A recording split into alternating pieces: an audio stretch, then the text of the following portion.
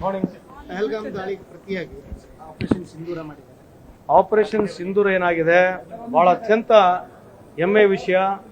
ನಮ್ಮ ವಿಶೇಷವಾಗಿ ಏರ್ಫೋರ್ಸು, ನಮ್ಮ ಆರ್ಮಿಯವ್ರು ಮಾಡ್ತಕ್ಕಂಥ ಕೆಲಸಕ್ಕೆ ಇಲ್ಲಿಂದ ನಾನು ವೈಯಕ್ತಿಕವಾಗಿ ವಿಶೇಷವಾಗಿ 140 ಕೋಟಿಯ ಜನಸಂಖ್ಯೆ ಪರವಾಗಿ ಅವರಿಗೆ ಸ್ಪೆಷಲ್ ಸಲ್ಯೂಟ್ ಅನ್ನು ಹೇಳಲಿಕ್ಕೆ ಇಚ್ಛೆ ಬಯಸ್ತೀನಿ.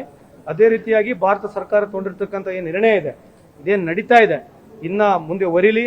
ಇದು ಒಂದು ಹಂತಕ್ಕೆ ಬಂದು ಮುಂದೆ ಬರ್ತಕ್ಕಂಥ ದಿನಗಳಲ್ಲಿ ಇಂಥ ಭಯೋತ್ಪಾದನೆ ನಮ್ಮ ದೇಶದಲ್ಲಿ ಆಗಬಾರ್ದು ಅಂತ ಒಂದು ಭಯ ಹುಟ್ಟತಕ್ಕಂಥ ಕೆಲಸ ಆಗಲಿ ಅಂತ ತಮ್ಮ ಮುಖಾಂತರ ಹೇಳಿಕೆ ಇಚ್ಛೆ ಬಯಸ್ತೀನಿ.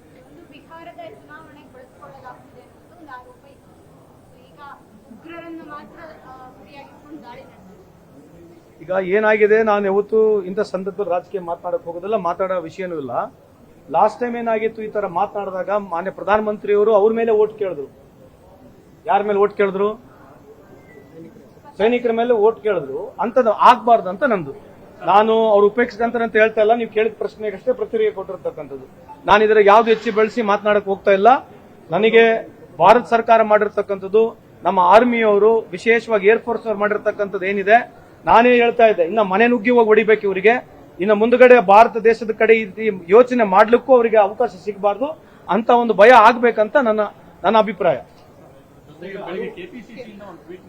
ಗಾಂಧಿ ತತ್ವ ಪಾಲಿಸಿನ ಇದು ಬಹಳಷ್ಟು ಚರ್ಚೆಕಾರಣ ಇದೆ. ಯಾವ ವಿರೋಧ ಆಯ್ತು, ಡಿಲೀಟ್ ಮಾಡಿದ್ರು ಗೊತ್ತಿಲ್ಲ, ನಾನು ನೋಡಿಲ್ಲ ರೀ.